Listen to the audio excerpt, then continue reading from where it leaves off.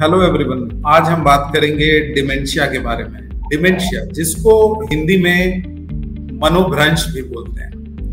क्या है ये डिमेंशिया?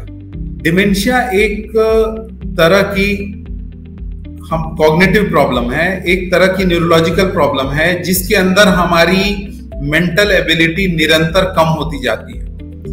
और जनरली हमारी मेंटल एबिलिटीज जो कम होती हैं उसमें कौन कौन से मेंटल एबिलिटीज कम हो सकती है?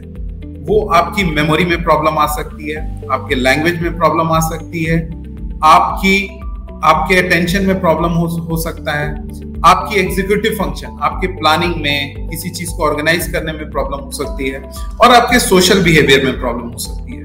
तो डिमेंशिया या मनोभ्रंश एक न्यूरोलॉजिकल प्रॉब्लम है जिसके अंदर आपकी कॉग्निटिव एबिलिटीज, मेंटल एबिलिटीज या मानसिक क्षमता जिसको हम बोलते हैं, वो कम होती जाती है। उसमें हमने 5 मानसिक क्षमताओं के बारे में बात की।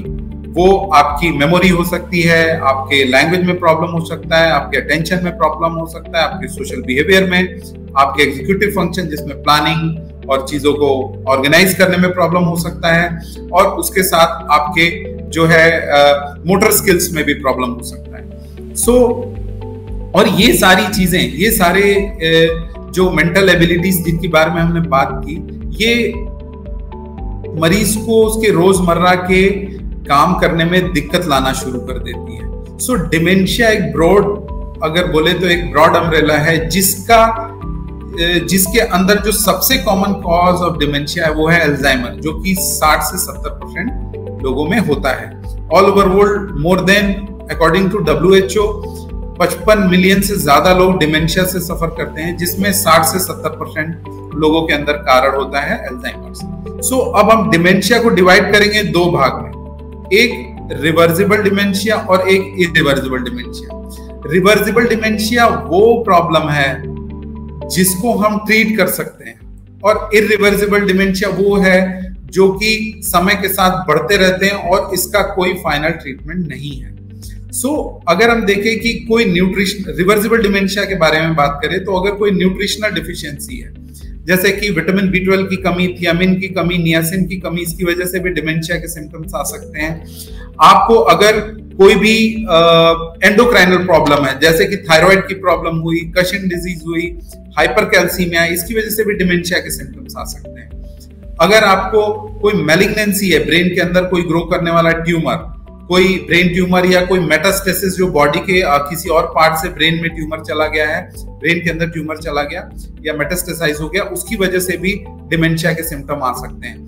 ट्रॉमा से, कई बार चोट लगने से ब्रेन के अंदर ब्लड कलेक्ट हो जाता है, उससे भी पेशेंट को डिमेंशिया के सिम्टम्स आ सकते हैं। उसके अलावा सबसे कॉमन जो है ब्रेन इन्फेक्शन, टीबी का इन्फेक्शन, सिफिलिस का इन्फेक्शन, HIV का इन्फेक्शन, ये भी ब्रेन में हो जाए तो डिमेंशिया के सिम्टम्स आ सकते हैं। ये जो हमने डिमेंशिया की बात की, ये रिवर्सिबल डिमेंशिया है। अगर आपने इन्फेक्शन को ट्रीट कर दिया, B12 डिफिशियंसी, थियामिन डिफिशियंसी को करेक्ट कर दिया, अगर ब्रेन में हेमाटोमा कलेक्ट हुआ है, आपने उसका सर्जरी करा के, सबड्यूरल हेमाटोमा है, ब्लड कलेक्ट है, आप उसको रिमूव कर दिया, तो हम पेशेंट की डिमेंशिया को रोक सकते हैं और उसको एक प्रॉपर नई लाइफ दे सकते हैं। एक और इंपॉर्टेंट चीज, पॉल्यूशन एक्सपोजर या अल्कोहल से, कुछ टॉक्सिन से, अल्कोहल की वजह से, एल्युमिनियम, मरकरी, लेड, इसके एक्सपोजर से भी डिमेंशिया के सिम्टम्स आते हैं। तो अगर इनके एक्सपोजर को रोक दिया जाए तो भी हम डिमेंशिया को रिवर्स कर सकते हैं। तो ये रिवर्सिबल डिमेंशिया है जो कि ट्रीटेबल होते हैं। हम उनके कॉज को फाइंड करते हैं और उसे ट्रीट करते हैं। दूसरे डिमेंशिया होते हैं इरिवर्सिबल डिमेंशिया, जिसमें हम उनको फाइनली ट्रीट नहीं कर सकते। उसमें कॉमन न्यूरोडिजेनरेटिव डिसऑर्डर्स होते हैं, जिसमें सबसे कॉमन हमने बात की थी अल्जाइमर्स की, जो कि सबसे कॉमन डिमेंशिया है।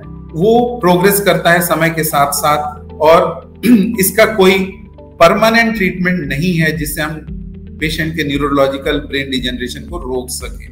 उसके साथ कुछ और डिमेंशिया होते हैं, जैसे फ्रंटोटेम्पोरल डिमेंशिया हुए, पार्किंसंस के साथ भी डिमेंशिया एसोसिएटेड होता है। तो ये सारे न्यूरोडिजेनरेटिव डिमेंशिया है जो समय के साथ बढ़ते हैं और ये कंप्लीटली ट्रीटेबल नहीं है।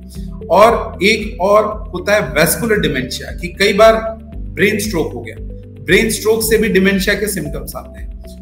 ये भी सडनली डेवलप करते हैं और परसिस्ट करते हैं।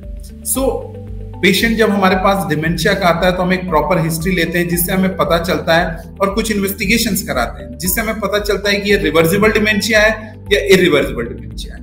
अगर रिवर्सिबल डिमेंशिया है तो हम उसको उस प्रकार के उस कारण को ढूंढते हैं और उसको ट्रीट करते हैं। अगर इरिवर्सिबल डिमेंशिया है या जो डिमेंशिया बढ़ते हैं, जिसमें हमने अल्जाइमर्स की बात की, तो अल्जाइमर्स के अंदर शुरुआती दौर में हम कुछ दवाइयां देते हैं जो कि उसकी मेंटल एबिलिटीज को इंप्रूव करते हैं, खासतौर से मेमोरी को और अटेंशन को। इसमें हम एसिटिलकोलिन बढ़ा रहे, ब्रेन में एसिटिलकोलिन बढ़ाने की दवाइयां देते हैं, जिसमें हम डोनापेजिल देते हैं, रिवास्टिग्मिन देते हैं, और साथ में कुछ और दवा है जैसे मेमेंटिन है, ये देते हैं, जो कि थोड़ी मेमोरीज में इंप्रूवमेंट लाती है, बट इवेंचुअली ये प्रॉब्लम बढ़ती है। साथ में पेशेंट्स को हम एक अल्जाइमर्स पेशेंट को लाइफस्टाइल मॉडिफाई करने के लिए उनको रेगुलर योगा कराएं, एक्सरसाइज कराएं, बाकी जो भी एक्स्ट्रा करिकुलर एक्टिविटीज हैं जो उनको पसंद है, अपने यंग लाइफ में पसंद थी, उसको रेगुलरली करें।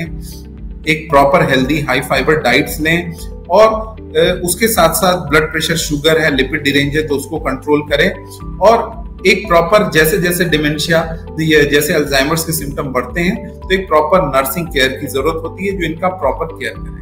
सो एट लास्ट मैं यही कहूंगा कि अगर डिमेंशिया जो है वो यंग एज में भी आ सकता है और ओल्ड एज में भी आ सकता है। ओल्ड एज का कॉमन कारण डिमेंशिया के हैं जनरली अल्जाइमर्स, और वैस्कुलर डिमेंशिया स्ट्रोक की वजह से हो सकते हैं। यंग एज में डिफरेंट कारण होते हैं, ज्यादातर रिवर्सिबल होते हैं।